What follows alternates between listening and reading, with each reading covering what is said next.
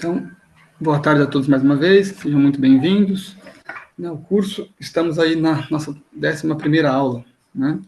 E hoje a gente pretende fazer, então, uma abordagem um pouquinho mais prática dessa aula passada, que foi bem teórica, né? Mas usando o conteúdo daquela aula, né? Então, na aula passada, nós fizemos uma espécie de revisão, assim, né, das classes gramaticais, daquilo que a gente deveria ter aprendido na escola, né?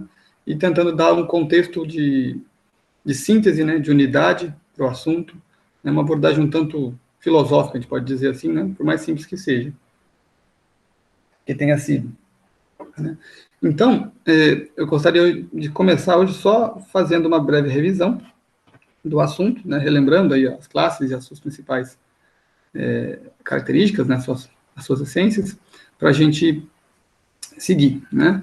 Então, quando a gente fala das classes gramaticais, nós estamos falando dos tipos de palavras, né? A gente está percebendo que existem palavras, né, que é aquilo que a gente usa para se expressar, né, na linguagem, e que existem palavras que elas são parecidas na sua essência e outras que são que são distintas, né? Então, que a gente tem tipos de palavras, né? Não no sentido de que cada palavra significa alguma coisa diferente, isso é bem óbvio, né? Ou mesmo que palavras podem ter sentidos diversos por uma mesma coisa, né? Então, por isso que a gente tem os sinônimos, por exemplo, né? Mas no sentido de que há uma estrutura por trás da própria palavra, né? Daquela essência, que é comum a um grupo de palavras, né? Um tipo de palavras. Então, a gente percebe que na nossa língua, por exemplo, no português, nós temos aí ao menos 10 tipos de palavras que são diferentes umas das outras, né? Pela sua própria estrutura, né? Pelo seu próprio ser aí, né? E então, pensando nisso, né? A gente dividiu as classes gramaticais primeiramente em dois grupos. Vocês lembram disso aí, né? O grupo das palavras invariáveis e das palavras variáveis, né? Então, antes ainda de perceber o que as palavras fazem, a gente só percebeu isso, né? Que há um grupo de palavras que não se altera. Tanto faz o contexto, seja onde estiver aquela palavra, ela é sempre igual, né? Ela pode até significar coisas diferentes, mas a forma dela, ou seja, a palavra não muda. Como, por exemplo, as preposições, né? Ou as conjunções, ou seja, elas ficam sempre do mesmo modo, não é? Por exemplo, você tem lá a palavra para, né? Não interessa se quem vai para algum lugar, né, para algum lugar, é no plural, está no plural, não interessa o verbo que a gente está usando, não interessa o lugar para o qual a gente vai, o para sempre continua para, né? Isso não altera. Né? Agora, quando a gente vê, por exemplo, uma palavra como, sei lá, qualquer uma, né, menino, seja, né, nós vemos o quê? Essa palavra ela pode sofrer variações, né? Ou seja, ela pode se referir a um menino do sexo masculino ou uma menina, então, do sexo feminino, né? E aí esse a e esse o foi uma alteração de gênero. Essa mesma palavra pode estar também alterada para ser uma palavra que está no plural ou no singular. Né? Então, aí o S ali, ou a ausência do S, nos dá essa variação. Né? Percebe? Então, nós percebemos que algumas palavras variam e outras não. Não é mesmo? E aí, quais são as palavras todas, né? Que nós estávamos tratando, né? Quais são os tipos de palavras? Vê se todo mundo lembra aí, memória fresca, né? Ó, podemos pensar primeiro nas variáveis, né? Quais seriam as variáveis? Substantivo, primeiro, adjetivo, lembra, depois pronome, ainda posso elencar aqui o numeral, que é uma classe aí mais ou menos semivariável, né? E os artigos, o que mais está faltando? E o verbo, como grande classe variante aí, né? E o verbo. Então já temos as 6 que variam, certo? Substantivo, adjetivo, pronome, numeral, artigo e verbo. E depois mais 4 que não variam, que são a interjeição, a conjunção e a preposição, como conectivos, né? E quem mais está faltando? O advérbio, né? Que modifica os verbos. Muito bem, então nós temos essas 10. Vamos relembrar rapidamente mais ou menos o que cada uma faz, né? Vejamos, eu fiz aquela abordagem com vocês, lembrando das classes, explicando um pouquinho das classes a relação das classes gramaticais com as categorias, né, de Aristóteles, né? Lembrando que Aristóteles, ele descobre, vamos dizer, na realidade, aqueles modos de ser, né? E ele percebe que um modo é o modo principal, é o modo mais importante de ser, que é o modo de ser substância, não é mesmo? Que é quando as coisas são em si mesmas, né? Quando aquilo que é algo que, vamos dizer assim, é uma base, é uma estrutura, né? É uma espécie de suporte para outras coisas existirem nelas, né? E essas outras são os acidentes, né? Então, do mesmo jeito que a gente dividiu aí em variável e invariável, a gente divide agora em substância e acidentes. Então, das 10 classes, das 10 categorias aristotélicas, uma é a substância e as outras 9 são acidentes, né? Acidente é aquilo que está, que existe numa substância, mesmo que não existe em si mesmo. Então, por exemplo, a gente falou, sei lá, da cor, né, da quantidade, por exemplo, que né, a cor como uma característica, uma qualidade, por exemplo, ela só existe numa coisa que antes é por si, né? Você não consegue ter uma quantidade que não tenha uma essência antes, né? Que não exista por si, sabe? Então, o cachorro, ele pode ser branco, marrom, preto, mas ele precisa ser cachorro antes, né? Então, assim, a substância é o ser cachorro. Agora, todas as outras qualidades, né, tudo aquilo que a gente consegue predicar do cachorro, tirar do cachorro, vamos dizer assim, existe nele, sabe? E aí existe enquanto acidente, tá vendo? Então, o substantivo é aquela classe gramatical que designa para a gente as substâncias. Então, o próprio nome se parece muito, né? Substantivo e substância. Uma palavra vem da outra, né? Substantivo é aquele que designa, que mostra, né, que diz com o seu nome as substâncias, né? E, no fundo, o que ele diz? Ele diz o que as coisas são, né? Ele está mostrando para a gente a essência daquela substância, né? Substância, a gente pode dizer assim, é o suporte de acidentes, né? E a essência é aquilo que aquela substância tem que faz o que ela ser o que ela é, né? E sem a qual, sem essa substância, aquela coisa não seria o que ela é, certo? Então, é uma coisa, vamos dizer assim, já abstrata, né? Às vezes, escuta essas palavras todas, mas não tem que pensar um pouquinho sobre elas para entender bem, né? Mas o fato é que, vamos dizer assim, a essência, né? Aquilo que é mais próprio da substância, né? Veja, não é aquilo que a gente vê necessariamente com os nossos olhos, né? Não é aquilo que que os sentidos estão percebendo apenas. É aquilo que a inteligência está percebendo através, né, dos sentidos, sabe? Então, você sente o cheiro de um cachorro, vê o cachorro, né?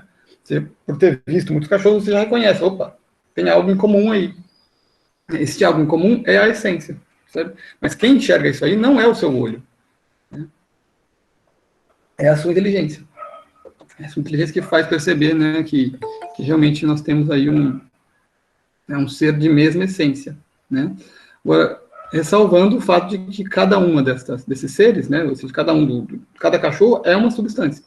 Porém, todos esses cachorros, né, possuem a mesma essência, né? Isso vale para a gente. Todos nós que estamos aqui nessa aula, né, temos a mesma essência, né, a essência humana. Somos, né, seres dotados de inteligência, de vontade, de corpo, né? E agora, isso não inibe o fato de que cada um de nós é uma substância diferente, né? Tem, inclusive, possui uma matéria diferente, né? Não é a mesma matéria, né? Então, assim, mas temos as mesmas características, somos humanos, né? Percebe? Então, o substantivo diz pra gente o quê? Homem, cachorro, mesa, né, casa, ou seja, são palavras que designam o que as coisas são, que mostram pra gente o que é, né? Em latim, o quid est da coisa, né? Então, de cara, é uma classe muito importante, né? Depois vem, então, aquelas palavras que vamos dar acidentes, né? Então, por exemplo, o adjetivo, como eu falei com vocês na aula passada, né? Adjectivos, né? Que é isso, né? Iacere é aquilo que está deitado, que está, né, assim, que jaz, né? Jaz ad, ao lado do substantivo, né? Aquilo que fica ali, vamos dizer, de certo modo, parado do lado do substantivo, dando para a gente alguma característica dele, né? Alguma qualidade, certo? Então, nós temos no adjetivo a noção de como a coisa é. Em latim, quomodo, né? Então, como a coisa é, ali a gente tem a definição de adjetivo, certo? Veja só, quando eu digo, né, a criança é esperta, a criança é feliz, é bela, né, eu estou dizendo como ela é, não o que ela é. Né? O que ela é criança. Né? Sabe? E aí o adjetivo vem só acrescentar informações para a gente. Tá vendo? E todas essas, né, seja substantivo, seja adjetivo, varia. Né? Inclusive, elas, quando estão juntas, né, elas precisam concordar, né, nessa variação. Ou seja, elas precisam estar no mesmo gênero, no mesmo sexo, desculpa, no mesmo número. Né? Hoje em dia, esse negócio da ideologia de gênero, a gente tem que ficar falando sexo e gênero, né, separado. Mas aí a palavra gênero está no lugar certo, né? Na gramática, ela é gênero faz muito tempo, tá tudo bem. Né? Então, elas precisam concordar, né? Também no número, plural e singular, né? E o que mais? Nós temos aí os pronomes.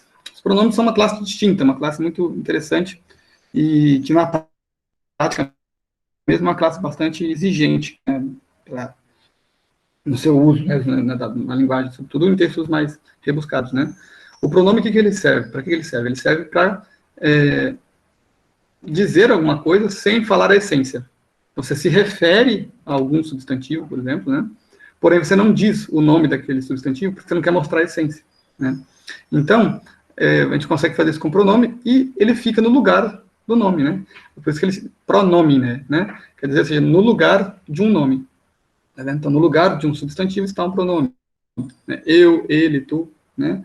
E o pronome, ele basicamente tem o quê? Né? Ele tem dois modos de ser na língua, né? Depois, quando a gente for estudar a sintaxe e um pouquinho de latim, a gente vai ver isso com mais clareza, né? Mas ele pode ser o pronome que diz pronome reto ou pronome oblíquo, né? Ele pode ser o pronome que está sendo usado do modo normal, ou vai ser o pronome usado do modo torto, vamos dizer assim, do modo oblíquo, né? Num caso, ele vai ser o sujeito de uma oração, né? Vai ser sobre quem nós estamos falando, e no outro ele vai ser, normalmente serão objetos da oração, né? Então,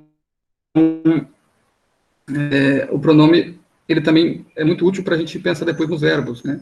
Porque ele nos ajuda a mostrar qual é a pessoa, vamos dizer assim, do discurso que está aparecendo. No caso, nós temos três, né? Eu, ou seja, quem fala, tu, quem me escuta, então vocês são o meu tu, né? E o ele, né? Por exemplo, o assunto do qual nós estamos tratando, né? Então, o assunto é o ele, o ela, né? É a terceira pessoa, tá vendo? E eu estou falando com vocês, né? Quem fala, então, é a primeira pessoa, e quem me escuta é o tu, a segunda pessoa. Só que tudo isso pode estar no singular ou pode estar no plural, certo? Então, o tu no plural é o vós, não vocês, né? Há uma grande confusão aí na língua portuguesa por causa do vocês mesmo, né? A gente muitas vezes se confunde todo nessa questão das pessoas aí, né? Acho que eu comentei na aula passada, né? Do vós, me sei e tudo mais. Então, hoje é só para te fazer essa recapitulação breve, né? Então, o pronome é isso, certo? Quem está no lugar de um nome, né? De um substantivo, sobretudo. Pode ser no lugar de um adjetivo? Pode. Né? Ele pode ser, sobretudo que o seu adjetivo já estiver substantivado, né? Ou quando ele está sendo um pronome também, está retomando, né, certo assunto, enfim, te deixa isso para os contextos, né? Depois, nós temos o numeral, que basicamente é a matemática na linguagem, né? Então, as quantidades sendo expressas em números, né? E aí isso pode estar, por exemplo, como o caso, né, cardial, né, cardinal, ordinal, ou seja, pode estar falando em quantidades mesmo, ou em ordem, né? E aí tem poucas variações, né, para o numeral. Né? Depois, ainda temos o artigo, né, que na língua portuguesa são palavrinhas que são colocadas juntas dos nomes aí, né, dos substantivos, dos adjetivos, para indicar se aquele nome, né, é um nome, de certo modo, genérico, ou se é específico, né? Então ele especifica ou não, né? Que é o caso do a, do o, por exemplo, ou do do uma, né? O que mais? E o verbo, né? Que nós falamos bastante dele na aula passada, né? Que é aí o coração, vamos dizer assim, da linguagem, né? Porque vivemos no tempo, né? Precisamos do verbo, né? e a partir de que Deus criou as coisas, né, criou o tempo, então o verbo se torna tão importante, né? E ele é o que mais varia, né? Varia em muitos aspectos aí, né? Depois, a interjeição, aquela palavrinha que simplesmente expressa uma emoção, né? Uma sensação, de forma bem, de certo modo, como eu disse, né? mais sensitiva do que racional. Eu só estou tentando colocar para fora uma sensação, né? Mas não estou dizendo o que a sensação é, de fato, né? Só tentando mostrar que eu estou sentindo aquilo, né? E depois, nós temos ali os conectivos, né? Então, preposição e conjunção, que são as palavrinhas que ligam, então, essas partes do discurso, né? Que ligam as classes gramaticais entre si, né? A preposição liga palavras, né? Seja um substantivo a um verbo, né? Seja um substantivo a outro substantivo, um adjetivo, tanto faz. E também as conjunções, que aí liga estruturas maiores, né? Liga as orações. Não é mesmo? E que mais? E o advérbio, né? O nome é advérbio. É que nem adjetivo, né? Adjetivos. Então, o que acontece? Ele é uma espécie de adjetivo do verbo, né? Ele está dando qualidade, dando uma explicação a mais sobre o verbo, né? E aí, então, a gente fez essa primeira recapitulação das classes, não é mesmo? E agora, o que sobra para a gente? O que falta? A gente precisa colocar tudo isso em prática mesmo, porque senão é como que aquela massa que entra no nosso cérebro, ele pesa, né? Mas aquele negócio depois não ganha nenhuma proporção de mudar o nosso modo de ler, o nosso modo de compreender, né? Então, o que faz diferença é exercício, né? Como a gente é adulto, já passou pela escola e tudo mais, a gente tem muita coisa para fazer, né, e tal, a vida vai, né, nesse turbilhão todo, a gente fala, vou só assistir a aula, vou só pegar, pronto, né? Mas não adianta, né? A gente precisa fazer exercício. E conhecendo cada vez mais agora, né, vai dando aula, conhecendo mais você, eu tenho que fazer exercício junto, porque senão, se eu falar, façam em casa exercício, não tem jeito, né? E às vezes também, até porque a gente fica meio perdido, né? Não sabe se está fazendo certo, então a gente vai fazer um pouco na aula de hoje exercícios para trabalhar com isso, né? E eu espero que seja de bastante proveito. A gente vai ver como é que, de fato, se fazia exercício em cima das classes gramaticais, não só na antiguidade, né, mas em todo o período enquanto a humanidade estudou mais ou menos debaixo do que a gente pode chamar de educação clássica ou liberal, né? Então, como é que funciona? Ó, vou abrir aqui uma coisa só. Deixa eu ver aqui.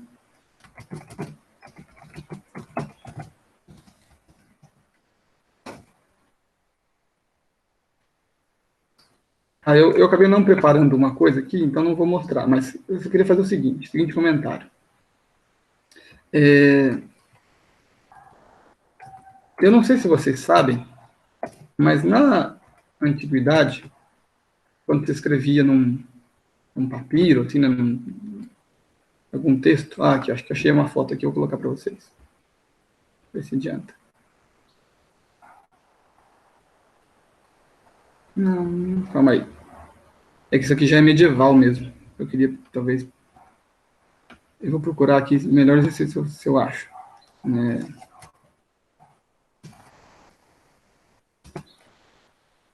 Por exemplo, ó, lá... Vamos pensar assim na Grécia, né? Achei umas fotos aqui, vou mostrar. Se a gente pensar que a linguagem escrita, na própria Grécia, foi uma coisa que chegou muito tarde, né?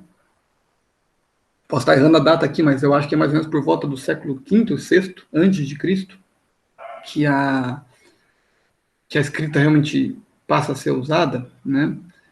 O que acontece? A gente for olhar, normalmente naquelas pedrinhas, naquelas tabuinhas, né, ou nos papiros que eles escreviam, a gente vai perceber o seguinte, que os grafemas que eles usavam, né, estavam lá todos dispostos, normalmente num padrão, por exemplo, letra maiúscula, vamos dizer assim, né?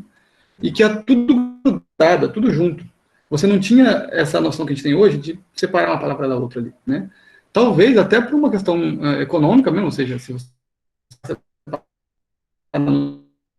muita coisa, você tem menos espaço para colocar tudo, né? Mas talvez, não sei, né? Não sei, talvez não tivesse não tinha sido interessante para eles, assim, né? Eles não acharam que era necessário, né?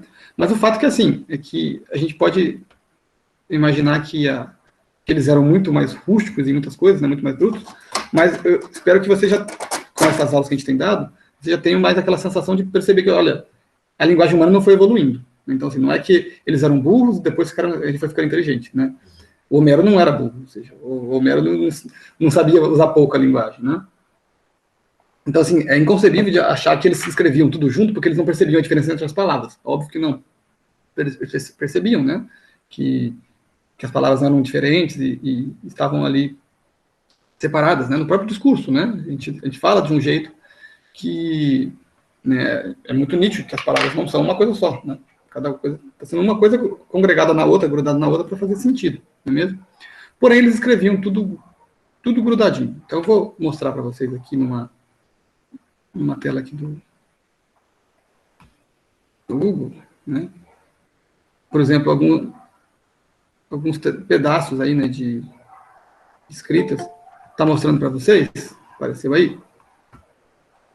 Né? Apareceu. Então, olha só. Reparem aí, a gente for abrindo aqui, né? Que olha só. Por mais que você possa ver que às vezes tem algum espacinho ou outro aqui, assim, as palavras estão tudo meio grudadinhas, né? Vendo? Aqui até parece que está um pouquinho mais separado do que em outros contextos, né? Mas é tudo bem grudadinho, né? Olha lá, tá vendo? Tudo letra maiúscula, ó, tudo encavalado, né? Porém, o que acontece? Se a gente soubesse grego aqui, a gente estaria começando, ó, essa palavra vem até aqui, por exemplo. Aqui já começa outro, aqui, né? E assim é, tá?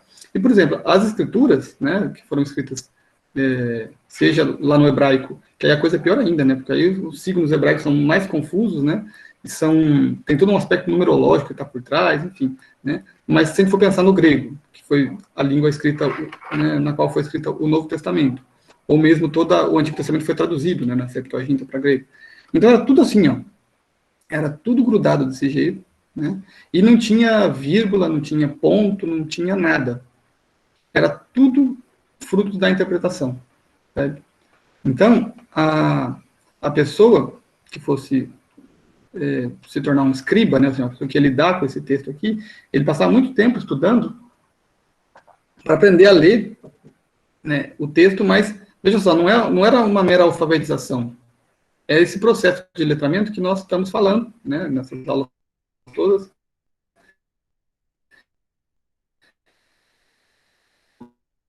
E, e, e, e vai ser,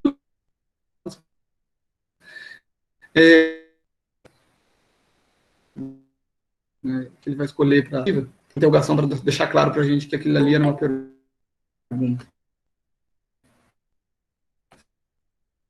Certo? Então,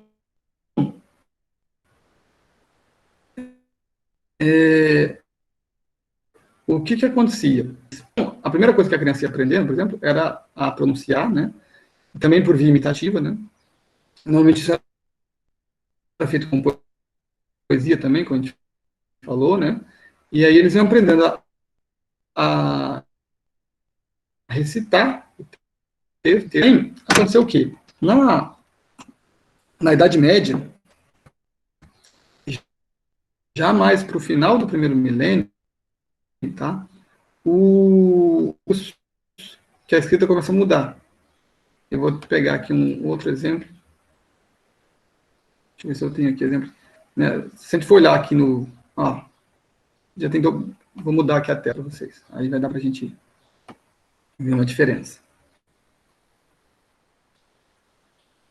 Só um minutinho. Aqui, ó. Ixi, vocês estão falando que tá cortando muito som? Será que é por causa de estar mostrando a apresentação? Agora que eu não estou mostrando a apresentação, está melhor? Ou continua cortando? Tá melhor. Ah, pode ser isso. Tá, eu vou só colocar rapidinho para vocês verem. Se ficar cortando, a gente para. Ó, abriu aí uma página nova.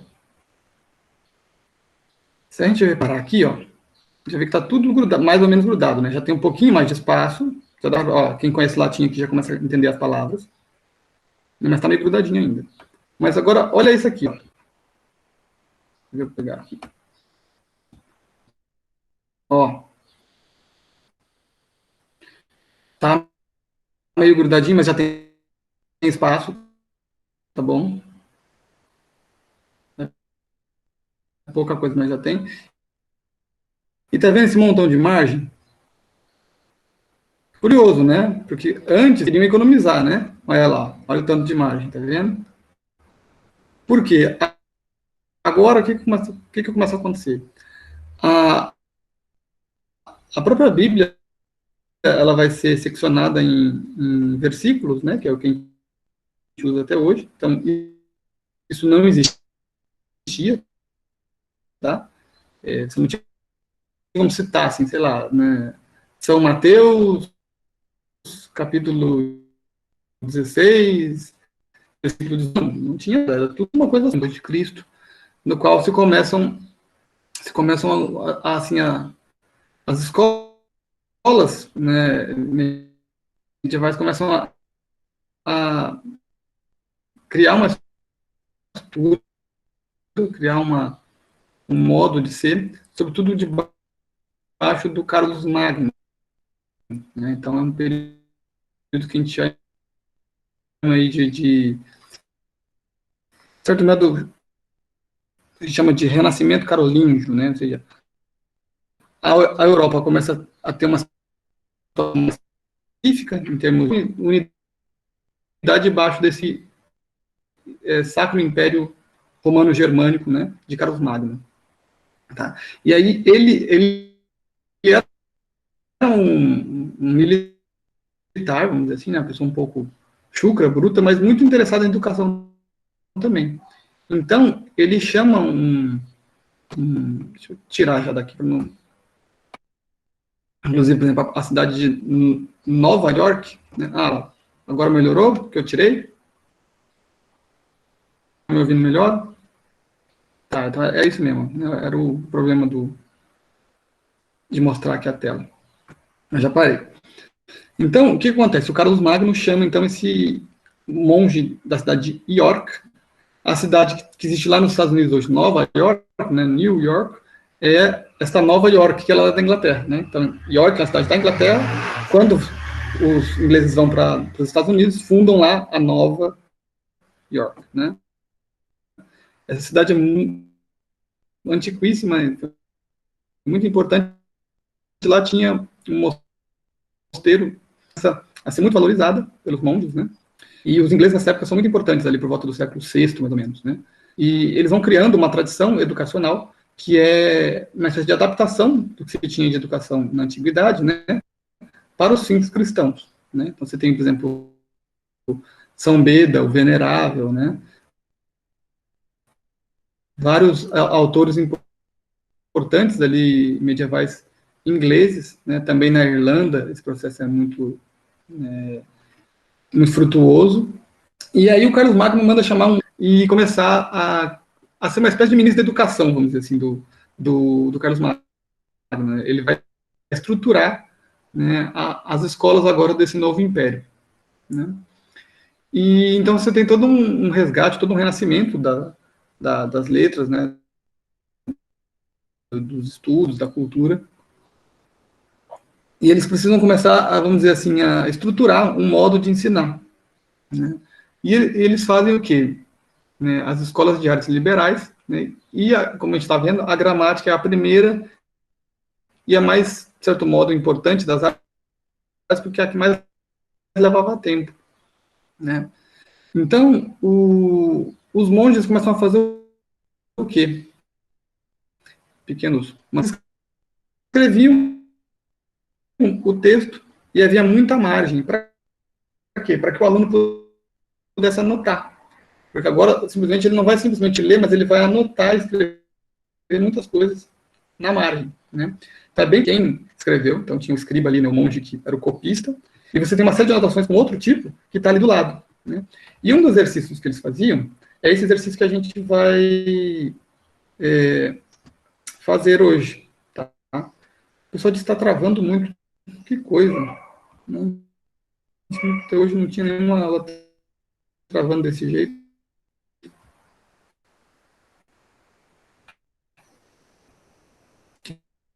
O que pode ser?